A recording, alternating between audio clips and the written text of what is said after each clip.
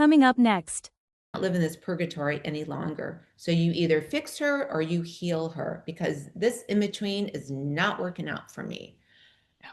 And so I collected my thoughts and I went home, and I looked out my window into the courtyard where we have this fountain, and I saw this bluebird there. And for those people listening, I don't know if you know this, but a bluebird is a symbol of peace and hope. I didn't know that. And just looking at the bluebird, I was just like, it brought me peace. And so I walked into Alex's room and I said, Alex, I go, have you ever seen this bluebird out there before? And she said, yes, Mom. She goes, it's been showing up like the last 2 months. And she goes, it shows up every day at 3 o'clock. Wow. And I said, so when you see that at 3 o'clock, I go, what does that symbolize to you? Like, I know how it makes me feel when I just saw the bluebird. What does it do for you? And she goes, well, I know I have another day here on earth, and I know that God hasn't forgotten about me. And so, Wow. of course, our symbol was going to be the bluebird, right? Oh. Because it was going to comfort me, it was going to give me hope. And I, I knew that she was still around me, because we as humans, it's hard for us, right? If we don't have those visuals. Yes. So she, like, when she passed, seeing how beautiful it was for her to witness Jesus, I just knew it was going to be beautiful for me as well. So I'm like, it was this breath of life that was poured into me, like, gosh, I'm still running the good race. I am still going to be that person that's going to show up despite just losing a daughter, because God's not done with me. Welcome to Overwhelmed to Overcomer podcast with coach, encourager, and strategist Anna McLaughlin. If you're a Christian woman who has big dreams rooted in an even bigger God, but most days those dreams feel completely out of reach, trust me, I get it. As a homeschooling mama of 4, entrepreneur, investor, and all-around wearer of many hats, I am right there with you. And yet the Lord invites us to live out our God-given purpose now, in the midst of the madness. So, let's explore together how we can know our calling and walk in it today, with clarity, with courage, with each other. It's time for you to live the life you love and love the life you live. Let's do this thing. Hello and welcome to Overwhelmed to Overcomer today. I'm so glad to have you here. Listen, friend, what if you knew all the way through that those unthinkable moments, those things we pray, Lord, let this cup never come to me, that if we have to drink of it, on the other side is deep, powerful purpose. I have a wonderful guest here today. Jody Hudson is here. Jody, thank you so much for being here. Oh my gosh, I'm honored and thrilled to be here and just to be sharing Alex's story today with you and your listeners. Yes. So this is what we're doing today, friends. We're going deep into a story of deep struggle, suffering, and hardship, and then the beauty that's come on the other side. So Jody, tell us a little bit about your story, who you are, and what brings you to have these conversations. Tell us about Alex. Tell us about Alex. That's what we want. Okay, so I was so blessed to have 2 children, Garrett, who is 33, and then Alex, my daughter, who unfortunately passed away in 2018 at 22 years old. And when I tell people that I've lost a child, and then they hear the story of all the, medical misdiagnosis and everything that she's gone through, they're like, oh my gosh, like that's just awful. Like, how do you move forward? And, that's just so unimaginable. And I say, yes, it is. But it's like anything in life, Anna, like it's how you put a spin on it. Yeah. I would give anything to have Alex back right now, not even having this conversation with you. But you know what? I was blessed with her for 22 years. I mean, I look at so Yes. many women that can't have children, and don't have that mother-daughter, relationship and that bond. And I had the most beautiful, beautiful bond. And you know what? It still continues. Physically, she's not here with me, but she's always with me and always present, and I'm always getting signs of that. So yeah, so Alex was a normal everyday child. She loved sports. She had an older brother, so of course she was always trying to outdo him every category. And she excelled. She was in soccer and gymnastics and cheer, you name it. It was like hard to, have her limit something. And she was a great scholar. So it wasn't like she, was lacking in any of those categories. In fact, she was blessed to receive a scholarship to UCLA, which unfortunately Wow. she wasn't able to, you know, take. But so she started out in life like every other, child, just busy doing all the fun things. And then it was in fifth grade when she started getting joint pain and inflammation, Mhm. and took her to her family doctor. And he's like, no big deal. She plays sports, she's probably got some growing pains going on. Just give her some Tylenol, wrap up her knees and ankles, and she'll be just a-okay. Well, she Mhm. wasn't a-okay. And that started in fifth grade, and it just did not get any better. She entered high school still trying to play sports.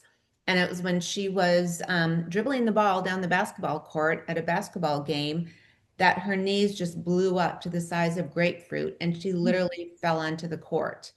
Her coach had to go out on the court, pick her up, and carry her off into our arms, where then we took her to the hospital. They ran tests. They just thought, well, there's something wrong with her knee. Let's do some knee surgery. Yeah. We'll start with the right knee. If that doesn't work, then we'll switch into the left knee. Well, nothing worked. And basically, she was sidelined from sports the rest of her life. So imagine entering high school, which is traumatic enough for children, Mhm. and your whole peer group is gone. All your friends are gone because they're moving forward in their Yeah. lives, and you're not. You're Yeah. stuck here trying to figure out what is wrong with my body. And body image is so important. And Mhm. it takes on different meanings for girls and for boys in high school. So she had all those challenges to deal with. And it was really a hard time for her. She started losing weight. She started having, behavior issues, just angry and, depressed. And we started searching all these different doctors online. And it was actually Alex, the 40th doctor that we researched and reached out to, that was based down in LA, because we're from the Central Valley in Fresno. And he was based in LA, and we went down there, and I presented him with all of her medical history and all the tests and everything that's, been done up to this point, where it's been deemed she was a medical mystery. Mhm. And Anna, within 5 minutes, he asked me, he said, Mrs. Hudson, has anybody ever tested Alex for Lyme disease? And in 2017, I was very ignorant, and I said, well, what's Lyme disease? Mhm. So sure enough, she tested positive for Lyme disease. And it was May of 2017 where she got her diagnosis, finally, the correct Mhm. diagnosis, after all these years of being mislabeled and doctors, thinking it was something that she was going to outgrow. And we're like, wonderful. We've been vindicated. Like, we knew Mhm. that something was wrong. But And then this is like what, 9 or 10 years into this journey, right? 10 years. And we're like, this is great. But now that we have this diagnosis, we don't know anything about it. How are we supposed to treat her? Yeah. So, and I was a single mom at that time. In 2011, Alex's father and I divorced. So I'm trying to hold the family together, Mhm. still have a son to raise, trying to, deal with everything with Alex. And I was working at a nonprofit, Catholic Charities at that time, and they're wonderful. They're like, just take off whatever time that you need. So we did a whole cross country blitz and went to the best doctors, best facilities. I sold Alex's car. I just scrambled. I like cleaned out all of my savings, Mhm. 401k, all that stuff. And we just never could get a leg up on it. And March 24th, 2018 is when she passed. So that's a real long, but also short version of Alex's story. And that's why I wrote a book, because there's so Hmm. much that went into all of that, just Hmm. different facilities and the treatments and then just what her faith looked like and what my Yeah. faith looked like. So Yeah. it was Yeah. a journey.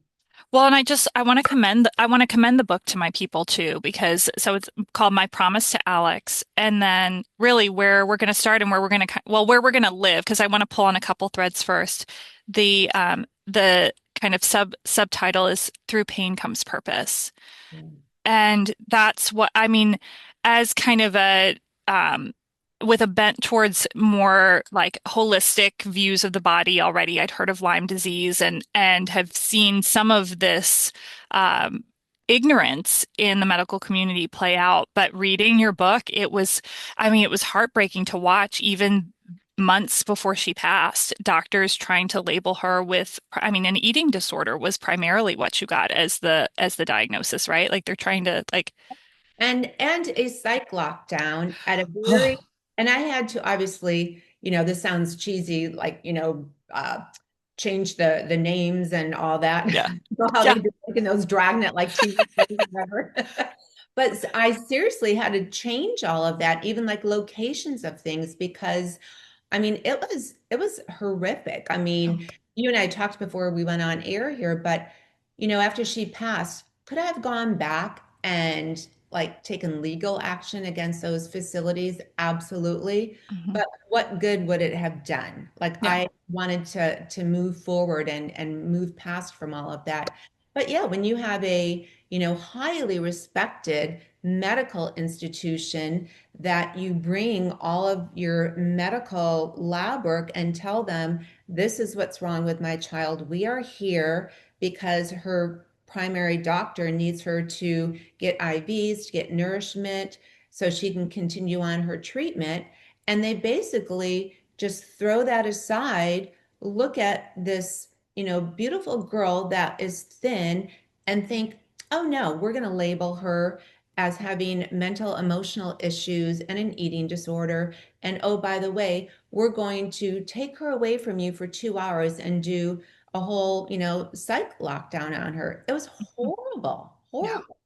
Because, as a parent, you have children, and yeah, when your child doesn't feel well, when they're struggling with a medical, illness, whatever that is, what do? You go to the hospitals, you go to your doctors. yeah, Imagine not even being able to go there because that's not even a safe place for your child. oh, yeah.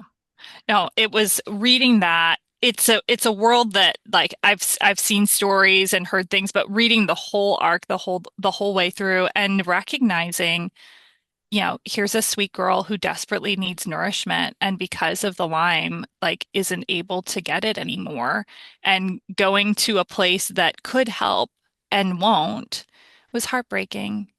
And do, such an injustice to her, but then to be like, you know, Jesus, where you are, slapped in one cheek and you turn and you let someone afflict you on the other cheek. And that's what she did Yeah, with that whole hospital incident. After being in that psych, lockdown, 2 hours later, they released her. We walk out, we call the doctor, explain what had just happened. And he said to her, Alex, I'm so incredibly, incredibly sorry mm, that you just experienced this because that was not at all what I thought was going to happen. But now I'm going to ask you to do a real difficult thing. mm, I need you to walk back into that hospital because you need proper medical treatment. And yeah, she did. yeah, And then it was a whole different story because they knew that they were wrong, right? yeah, But I mean, how many people could do that? yeah. It's incredible. It was incredible. So take me there then. Let's go there. What what was it that grew in her? Mm. that gave her that strength? And how can we kind of look at her story? I love the encouragement that you gave when we were first talking before we recorded of this encouragement that we would take her story. And one of the things we talk about in this podcast is like, may we not waste our own suffering, and may we, by the grace of God, kind of see another's suffering and struggle and say, okay, I can move higher. Right? I can lean into the Lord more. I can trust in this area too because someone went before me. So can you speak to that? What is it in her? I think, it kind of started that empathy and looking outside of her own element with the work that I was doing in the nonprofit field at Catholic Charities. She would come down and she would, interact with the homeless individuals.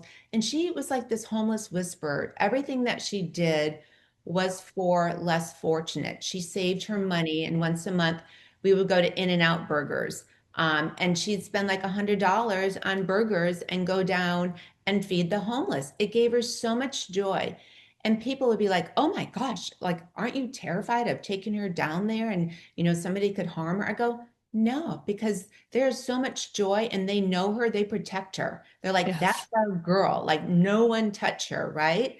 So it kind of started from that and it just grew. And as, more things started happening with her body, and just this darkness and not understanding what was going on, she just really kept leaning more and more into being that servant and taking on what I call redemptive suffering. Like, Yeah. she would reach out to others in the Lyme community through Facebook support groups and other things, and they would just bond and try and encourage others and help others. So she really had this understanding that, yes, I'm going through a terrible time, but look at how many other people are. And I want to do something about that. I want to lean into that. I want this pain to mean something. So she took that on, and she took it on through just the studies, the amazing spiritual and these books that she would read just about different saints and different things in the religious world. And at the end, the last couple 2 to 3 months, I'd say, she had a prayer couple coming in, and she would just talk to them about this redemptive suffering and about how she could make her pain mean something outside Yeah. of her. And Anna, during this whole time, she never even once took Tylenol. Like, I'm the first Wow. person that would be like, I have a headache, I've got a pain. I'm like, where's my extra strength Tylenol? She wanted to be so present in everything that she was doing in serving the Lord that she didn't even take any pain medication. Wow. I think, again, it started with having that servant heart, but then it grew into this larger, like national platform of people just connecting with her and her connecting with others as they were all going through, this chronic illness. When you have chronic illness, you are kind of like on your own island. You Yeah. aren't able to go out and have those social connections and mingle with people. So from your bed, you kind of create your own, social form of communication. And that's what she did through all these different, channels through social media.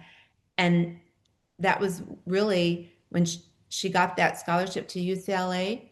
She told me, she goes, Mom, I know exactly what it is that I want to do. She goes, I want to do a nonprofit for Lyme because Wow. I know I'm going to beat this, and I know that God is going to use me for this purpose. And so she Wow. already knew, she was already attaching the pain and the purpose.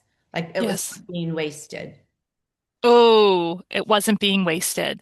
Mm-mm. Yes. And talk to me about that as her mother. Like, what has that meant for you? Just the choices she made to say this is going to be the seed of something beautiful. So, in those last couple of months, when George and Kathleen, who I write about very fondly in this book, came into our home, and they were, talking to her about different books that they had given her, and within the first month, we were all like on the same level. But then after that, I could see Alex just taken off. She was Yeah. just soaring in this whole theological and the questions that she was asking. So I saw this whole role reversal as a parent, me raising my child into, this world that we had created. And now she was moving forward and elevating her situation. And it was like I was the child and she was the parent. Yeah. It was the most beautiful thing to witness and to, see that whole transformation with her. And so many times I would just sit back and go, gosh, like God is using you in such an amazing way. And I don't know what the end of the story is going to look like, but I'm just really going to lean into this moment now and just be as enriched as I possibly can and learn from her.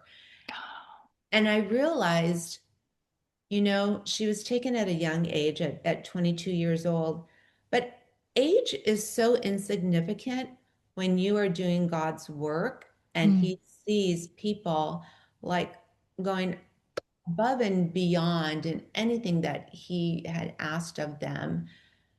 And so, again, like people are listening to this and probably going, oh my gosh, why would you even, want that of your child? And I didn't want that, right? My Mm-mm. wants and needs clearly were different than God's wants and needs. But I had to lean into that for Alex's sake because I knew that something probably was going to happen with her and she was going to be taken from me. But again, like I told you earlier, her greatest day on earth going up to be with the Lord was my worst day.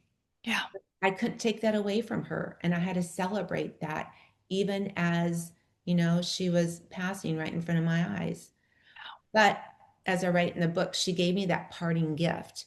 Um, which was having my girlfriends, which I call her aunties, who helped us out last year and were so beautiful and so lovingly always packaged, little goodies for us as we went to all different, facilities. And I just knew that they were always there for us. My son was away at college. And like I said, I was a single mom. So even small little touches that you wouldn't think of, like putting the light on at home when we would come home sometimes late, so I wouldn't feel alone, right? Yeah. And having fresh flowers and just making it very homey for us. And so that last day, it was just crazy how that was all orchestrated. It was just a last minute, hey, one of my girlfriends said, I want to pray with you. And she got there and she's like, you know what? Let's just pray with Alex. Like none of us knew when she was going to be gone. So many Yeah. times before I thought she was going to leave and it didn't happen. So I said, yes, please, let's do that. That would be great. And Alex was kind of like in and out of consciousness. And like everybody was taking their turns to pray and we'd tell funny stories. And then, they were all just going to go home afterwards. And I was just going to sit with her. Well, when it came my turn, to pray, God told me, he's like, you need to let her go. And I'm like, what? No, no. And he's like, yeah, you need to let her go. And so I got it. Like I knew she was hanging on for me.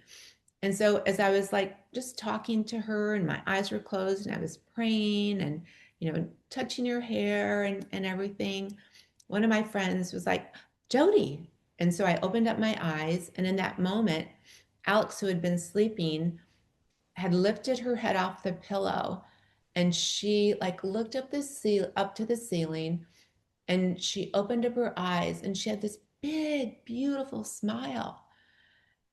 And I knew in that moment she had seen Jesus. And then she closed her eyes and she passed.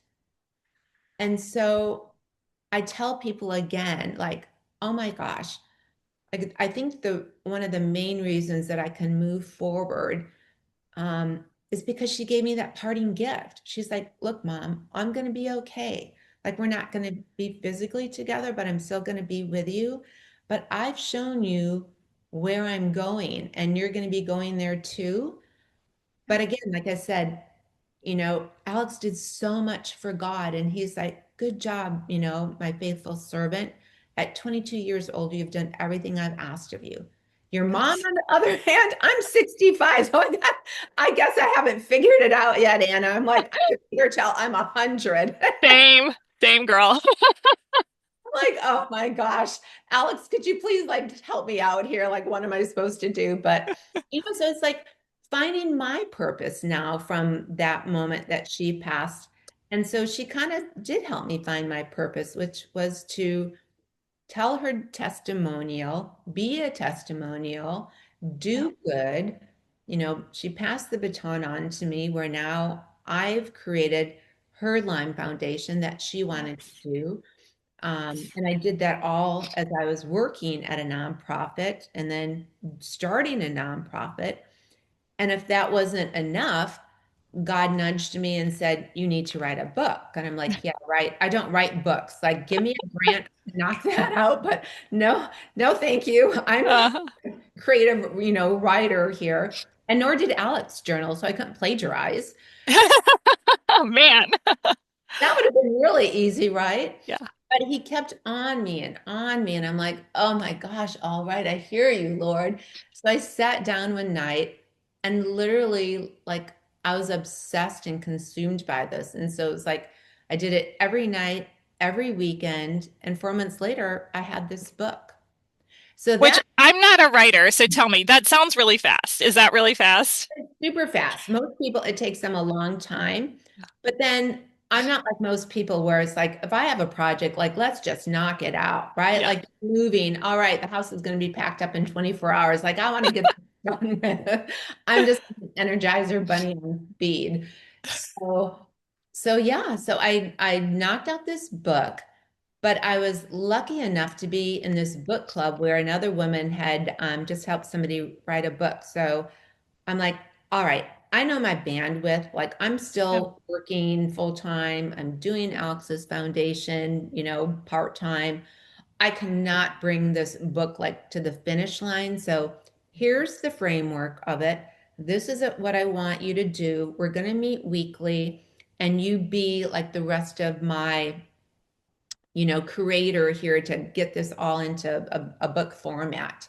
Yes. So she did, and it was perfect. Yeah. And I self-published it because I did not want to lose anything, any integrity, anything from Alex's story. I didn't want Yes. anything to change because it was something that through God she, wanted me to do. So Yes. just a lesson, Anna, like if God is nudging on you to do something as crazy as it may be, like, Noah and the ark, it's like you got to lean into that because had Yes. I said no, and had I just said, God, I'm not a writer. I can't do this. This is not for me. This whole world of speaking, of ministry, of doing podcast, it wouldn't exist for me. And my message and Alex's story would have just been stuck in the 93711 zip code. Mm-hmm. Yeah. Now it's international.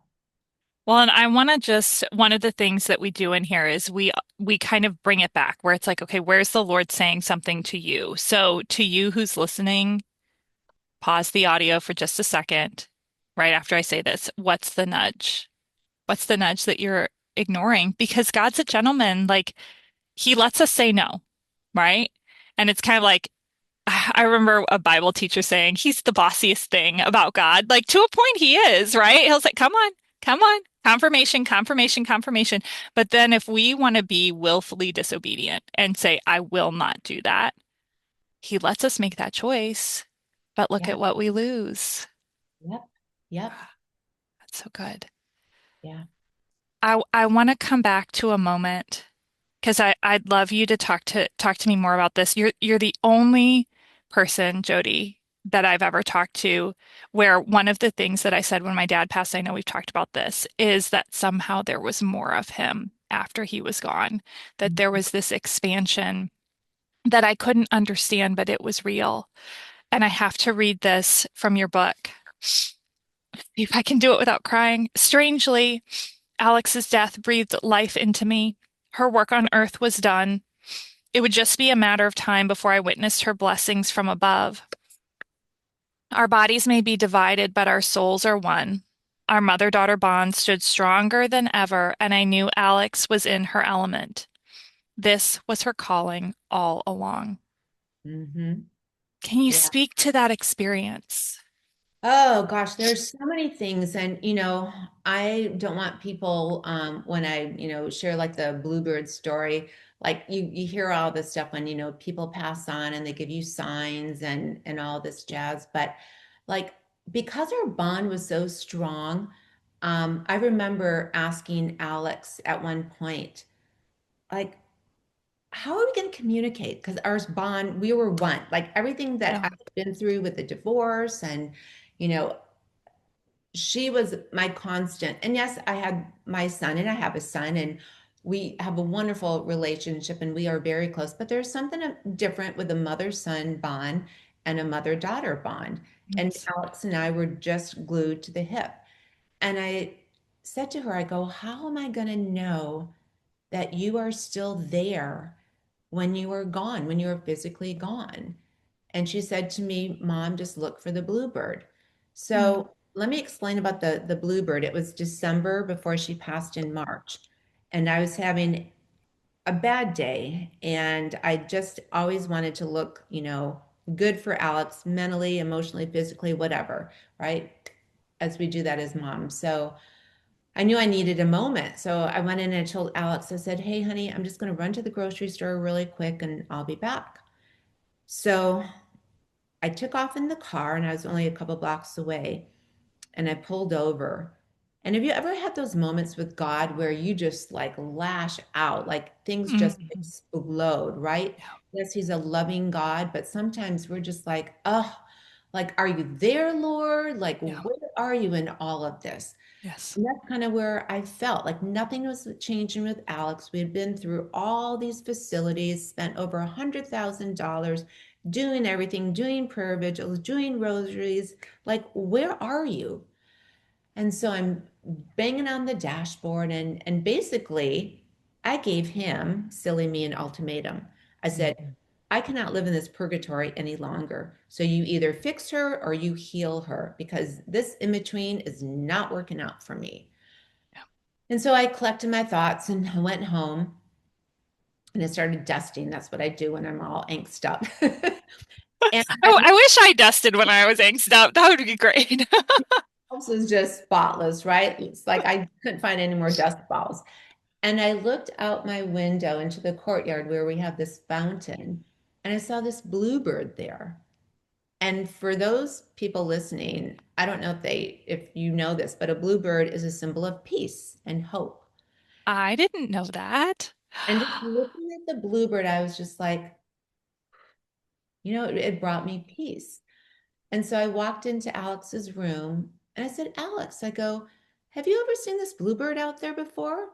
And she said, yes, Mom. She goes, it's been showing up like the last 2 months. And she goes, it shows up every day at 3 o'clock. Wow. And I said, so when you see that at 3 o'clock, I go, what does that symbolize to you? Like, I know how it makes me feel when I just saw the bluebird. What does it do for you? And she goes, well, I know I have another day here on earth, and I know that God hasn't forgotten about me. And so, Wow. of course, our symbol was going to be the bluebird, right? Oh, Because it was going to comfort me, it was going to give me hope. And I knew that she was still around me because we as humans, it's hard for us, right? If we don't have those visuals. yes. And so I have seen the bluebird so many times. In fact, the first time I did an interview, like a month or two after she passed, and her story became a national story because not many people die from Lyme disease. So Yeah. we had TV crews in and out. And the first time that I sat down and did an interview, sure enough, I looked out to the courtyard, and what do you think I saw? Oh. So that's Oh. why there had to be a bluebird on the cover of the book. But yeah, so she like when she passed, seeing how beautiful it was for her to witness Jesus I just knew it was going to be beautiful for me as well. So I'm like, it was this breath of life that was poured into me. Like, gosh, I'm still running the good race. I am still going to be that person that's going to show up despite just losing a daughter because God's not done with me. And I don't want to be defined as a grief girl. Not after everything that Alex had experienced, all the pain that she went through. And then at the end, having that most beautiful experience with her. Like, how can I just lay in bed with a blanket over me? It would be doing her such a disservice and not Yes. honoring her, but also not honoring God because despite what we go through in life, all these unimaginable things. And I look back and I, haven't even talked about my own upbringing of foster care, adoption, alcoholism in the family, being divorced, financial ruins. But I look back and God has delivered me through each and every one of those episodes. So, of course, I know He's going to do the same for me in this moment. But now I have this most beautiful angel in heaven that's always going to be watching over me. She's going to be with me doing her work during her foundation because she's going to be like, Mom, you cannot screw this up. So, and even writing the book, each chapter, there's a scripture, if you notice. Yes. Those scriptures were taken by her own 3x5 index cards of her favorite scriptures that helped her through a really difficult time. So, again, we're not joined at the hip physically, but we are still together doing God's work. And so that's like, the question to ask your listeners today. Like, how do you show up every day? You have that choice to make. You can be woe is me. You can be defined, as a grief girl. You can be defined by all these things that have happened to you. But you know what? Then you're going to really cheat yourself out of the blessings that God still has in store for you. Yes. I've had so many wonderful blessings happen to me. I've met this amazing man who's created a beautiful life for us. My son has some, addictions and things that he gets off the road from, but God is still working on him, and I see that happening in his life. So, you know, show up every day, be the best that you can be for yourself, for your family, but also for God. Yes. Yeah, one of the things that really struck me in everything that you shared just now, and also even more in reading the book, is this. I saw a beautiful dance between um, the work, like you did the work. I think about in the same energy that you came dusting, you were coming for Alex's healing, right? Like we're going to go here, we're going to go here, we're going to sell this, we're going to talk to this doctor, we're going to make this phone call, we're going to walk out of this room right now because things are not going well. And so you did the work, and married together with that was a beautiful progression of acceptance of, okay, do we keep fighting or do we just come home and rest? Do we go to this appointment or do we say, okay, we've knocked on this door enough times, maybe we don't go. And I just was so moved to watch how you, as each mile marker came, as her weight continued to drop, as the doors continued to close, you kept looking for the avenues, and yet you were deeply attuned to your daughter. And Yes. she was deeply attuned to her capacity. Can I dig a little deeper, or is it time to go home? And then you worked until the day before her passing, and then she said, don't leave. And you stayed. Like, it was such holy ground, Jody. Like, thank you for sharing it all with us because this dance is really what you've walked is unimaginably difficult. And each of us have these moments of deep pain where so much is required. And I just saw you model for us a place of like a beautiful place of surrender where it's like we're called to walk and we're called to rest at the same time. Yeah. Can you speak to that? Like what did that, what was that experience like? And what would you say to one who's there where it's like, what do I do right now? So I think, as a parent, we always want the best for our children, whatever that looks like. And we want to paint this picture for them, whatever that looks like, right? And if you remember in the book, there was a facility that we were at. We were only supposed to be there for 2 weeks, but then they extended our stay for 3 weeks. And Yes. little did I know that when we went there, it was going to be a spiritual healing. It wasn't going to be the Yeah. physical healing. And I write about that. So I think for Alex and for myself, we didn't give up, but her recognizing that we are not always physically healed. Sometimes it's just more of a spiritual healing where you come to grips with what's going on in your body. And we are so blessed to have, this finance director there that was so spiritual and prayed with us every day. And he wrote us each a beautiful letter. And he said, don't open this until you get on the plane. But everybody in that facility was so moved by Alex's, again, that servant's heart, that Yes. empathy. She was going out of her way, even though she didn't get any healing there. And in fact, it became worse. Yeah. And she saw others ringing the bell like cancer victims. She saw Yeah. others, that came in hobbling or came in with canes and they were walking straight out, with all this energy and vitality, which she didn't have. And she was still cheering them on. Oh my God. It was like, Ugh. I was so proud of her. There were so many times I was proud of her, but to be Yeah. able to do that. So we get on the plane and we open up these letters, and it's basically him, this finance director, telling Alex just to still be courageous and strong because you never know who's looking, right?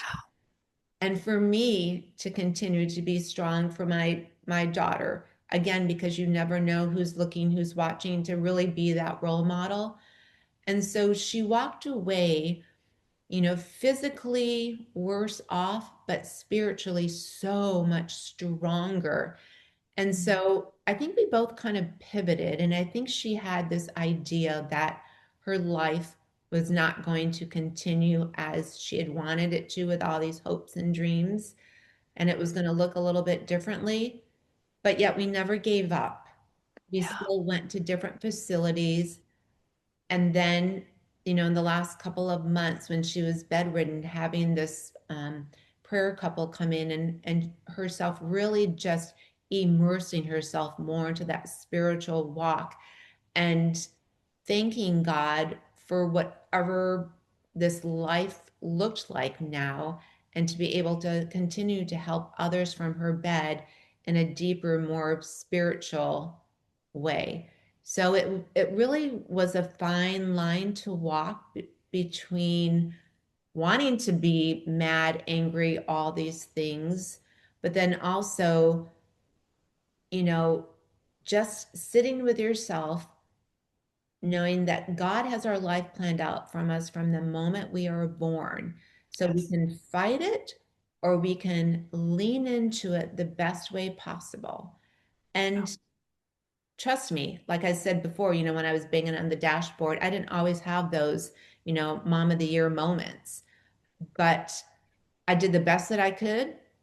And I know that, Alex did the best that she could. And at the end, God blessed both of us by her being reunited with him and with me receiving that parting gift, which breathed life into me, which has allowed me to be as strong in my faith and my walk today and tell this beautiful testimonial. Yes. Yeah.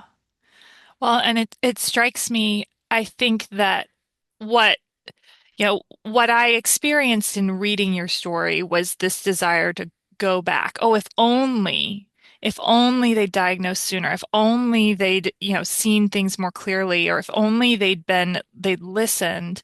And my journey along those lines was my dad's health of like, if only they'd recognized, he was paralyzed by experimental chemo. And, if only they'd recognized the signs sooner, if only he hadn't been on as high a dose. It's now a very treatable cancer. It's a walk in the park, and he, lost the use of his legs. And then in his passing, there were some if only moments of like just in the cascade of events.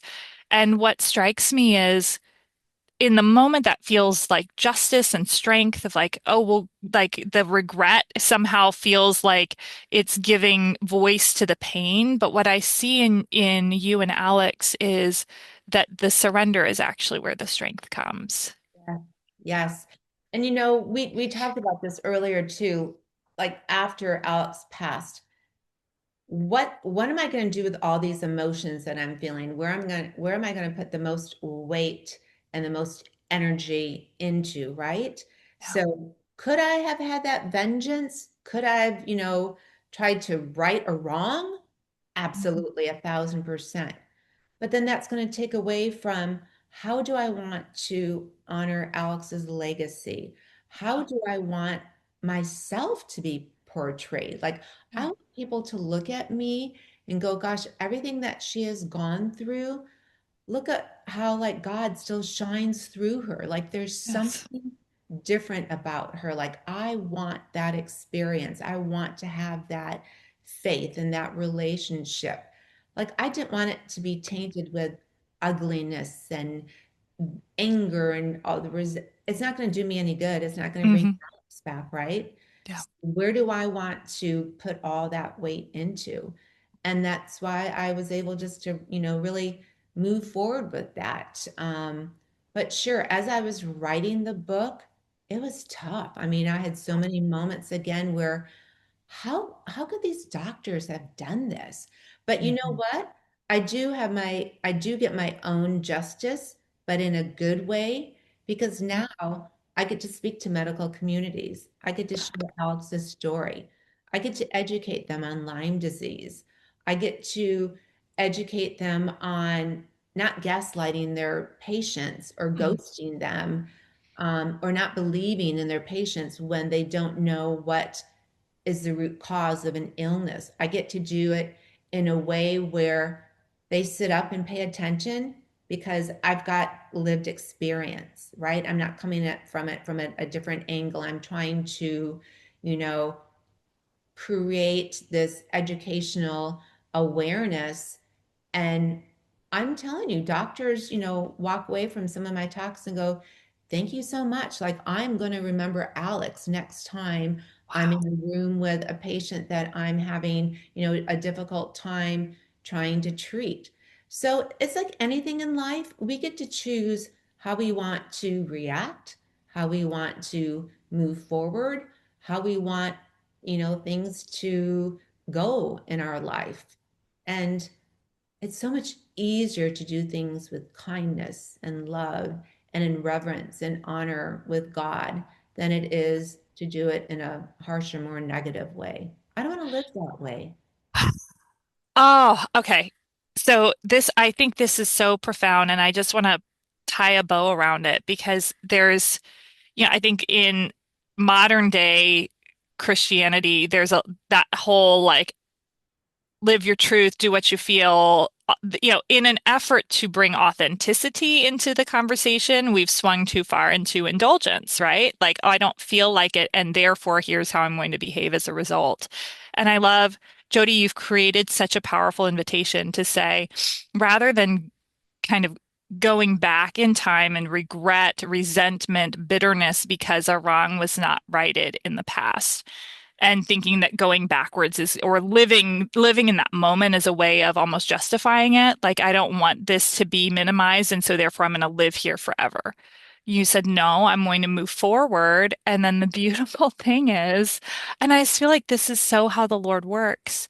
Now he's actually put you in position to not be the one who's like, I'm going to go back. And it's not that there's not a place for godly lawsuits and time.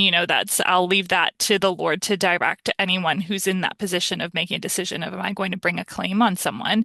But yet, what I love is the picture you're painting. I think there's a real call higher here to say, it was actually through moving forward that now I can impact far more people than would ever have been possible if I was living in the past.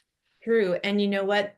It's come full circle because this facility that I had mentioned earlier, where they put her in the psych lockdown, well, guess what? They are now doing Lyme clinics. Oh, you're kidding. You talk about God. I mean, I get goosebumps. You talk about God having a greater purpose for our suffering, for our pain and suffering. We don't know. It's like the big Oz, right? We don't know what's behind that whole, curtain of everything that he's working on. But if we just keep plugging into him and having faith that his plan is so much better than our plan, I mean, again, it's the blessings, Anna. Like you can just tell that there is something greater. Yes, that's right. Always greater. And Yep. I just think, the beautiful inversion of what you're talking about. And I love that picture of like the man behind the curtain, right? Like in the Wizard of Oz, the man behind the curtain was this puny little guy who was making the whole thing up. But we know what's behind the curtain here. It's the Holy of Holies, right? Right. Like, Isn't that amazing? yes. Yes, I never thought of that. There is a curtain. There's a curtain, and it was rent in two when Christ was crucified, right? We get access, but we still don't see fully. Like we Right. see dark, we see through it was 1 Corinthians 13, we see through a glass dimly. And so imagine like if like God creates these situations and we have to lean into him to be like, okay, like how should I handle this situation? What is my part in this? Had I humanly like led with those emotions, the anger, the resentment, that could have screwed up what they're doing now, which is these Lyme Yes. clinics, Yeah. right? So Yes. as hard as it is, and we want to, rectify everything and be a Karen and all this stuff, because that's so common in our society nowadays, like lean into the people that are doing the good work and that Yes. are, trying to do good deeds and, carry out God's message in a beautiful, peaceful, like I want it to be like no drama zone, right? I mean, that's what I've tried to create. It's like it's so much easier, to interact and go through life just being pleasant and being kind than to, be this Karen and to, have all this negative hate. It's just, oh, I Mhm. don't like it at all. So anyway, I don't know how I got off on that Karen tangent, but I like it. I'm here for it. Yeah, and I think that's so beautifully put of like and ultimately how do we do that, right? Because if we talk it in this podcast at times of like pushing if we try to push the water or the beach ball underneath the surface of the water of like stuffing our emotions, they're going to pop back up.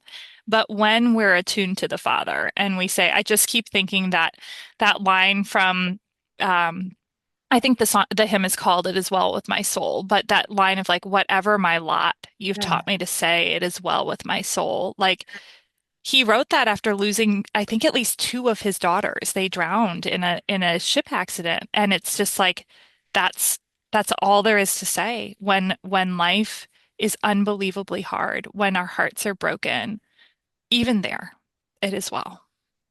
my mantra is every day, Jesus, I trust in you. Like, Yeah. Jesus, I trust in you. Like, when life is swirling around me, and Lord knows it swirled around me so, so many times where I literally was drowning and I was on Yeah. my hands and knees and banging on dashboards, and it was Yeah. not a pretty picture at all. But I still kept saying, Jesus, I trust in you. And look at Yes. where he's gotten me today. It truly is amazing. Like when people hear not just Alex's story, but my whole story as well, it's like, wow, how have you done that? I'm like, well, by God's grace. Yes. That's right. I don't know how people don't do it, right? Yeah. Without God. I That's don't right. I never want to know that. Mm-mm. No. That's it. Yeah. Yeah. Oh, and Jody, like you touched on, there's so much more to your story that we didn't even Oh my get to. God. We need a part 2. We need Done. a part I'm here. two. I'm here for it. I'm here for it. Yeah, there's so much more. But man, I can't think of a better way to wrap up than what you just said, right? Jesus, I trust in you. May we never know what it's like to live apart from him, because oh, I what a road don't. that must be like so hard. Yeah. Yeah. Yeah. hmm Yeah. So, okay. So how can people connect with you and how, I think your website has information on Lyme as well, because we didn't really go down there, but if someone needs that. So, yes, the Alex Hudson Lyme Foundation.org. We have a website. There's resources on there for Lyme disease. Every May, I do a big media, push out on Lyme disease and talk about that. So there's lots of good stuff on there. Also on my website is a link to Amazon where my book is, My Promise to Alex. So if people want to check that out as well. And my website has my contact information, email, phone number. I return all emails and calls because that's another ministry that I help provide is just, people walking this Lyme disease walk, which is just, you know, it's so difficult, so complicated. And there's a lot of desperate people out there that call me, and I get it. I was there. So, all my contact information is on there as well. That's incredible. Jody, any final word of encouragement for my people today? Oh my gosh, you know what? I think when you wrapped it up, you said it best. Just, Jesus, I trust in you. Yes. You are going to have hard times, right? Life is not always going to be glamorous and glorious, but trust me, someone who has walked through the fires, like there are blessings around each and every corner. So just never give up and just be in the word every morning. If you can just, I've got Jesus calling. I have so many devotionals, and it's like sit down, just do at least a couple of devotionals and don't forget it. Like take God with you throughout the day. He Yes. doesn't want you just for 5, 10 minutes. He wants to piggyback on you all day long because he's going Mm. to give you great opportunities to, share and to bring people, to his ministry and his glory. So yeah, just be in the word. Amen. Amen. Yes. Yes. Yes. Oh, be in the word. Oh, friend, be in the word. Just like Jody said, be in the word every day. Let it soak, let it wash over you. It doesn't matter if you don't know what it's saying. I'm reading I'm in First Chronicles right now, Jody. I'm like, there's a lot of names. Oh my gosh, I've read the Bible so many times. I'm always doing the Bible challenges, and I'm like, Yes. some of these, are just so hard to get through, and all, like you said, all the names and everything. And then we get into the good stuff, Matthew, Luke, and I'm like, oh yeah. I'm like underlining it, starring it, and I just want to sit there, but it's like, nope, I got to move on if I want to finish. I But know, I know, I know. And you don't get, well, I do it in a year. So I start usually I do kind of basically a Genesis to Revelation throughout the year. And you're sitting there in January, February, and you're like, it's gonna be fall before I get to the stuff that I'm like, oh yeah, okay. yeah, I know. But Yeah. But it's really, just worthwhile. There's value in that. My kids were asking me, we're not going to land here long. I just can't help myself. I'm sorry. But my kids were asking me one day, they were like, why is there all this stuff that's it doesn't make any sense or it's people that we don't know anymore? And I was like, we have to recognize part of the scripture's job is it's self-verifying. It's saying this is all real. You wonder if this is real. There, people in the time that it was written could go back and trace the lineages, right? They could trace the stories. And so part of why it's so important to read all of this is to recognize, first of all, life is not always cotton candy. We have to live in the meat and we have to live sometimes in the almost like you were talking about, the moments where we're just dusting the furniture, right? Okay, this might not feel yeah. exciting, right? But Right. The busyness and everything just to get your mind off stuff. But yeah, yeah, I mean, gosh, just you got to get in the word because, yes, God has this beautiful book for us. And when we don't know like where to turn, which lane to go in, he spells it out for us, yes. right? He's like, duh, people, there's my book, read it. That's right. That's right. There's only one place to go. Oh, Please Jody, that's go. what it all comes down to. There's only one place to go. Yeah. Yeah. Oh, you were such a gift. Thank you for this time. Oh my gosh, I thoroughly enjoyed it. Like I said, part two is coming, people. So Yes. Yes. Amen. I'm here for it. All right. We'll get right. that scheduled. And yeah, thank you, Jody, again. Thank you. Okay. And to you, friend, get in the word all the way through and look to Jesus and say, I trust you, even when it looks like anything but good. Yes. Yes. Until next time, friend, you've got this because he's holding you. Friend, thank you so much for listening to this most recent episode of Overwhelmed to Overcomer. So listen, the whole idea behind this mission is that when we endeavor to be brave with our lives, we need to do it together. Belonging is key. So if you resonated with the message from this episode, share it with a friend. Do it together. Thank you again. And until next time, never forget, you've got this because he's got you.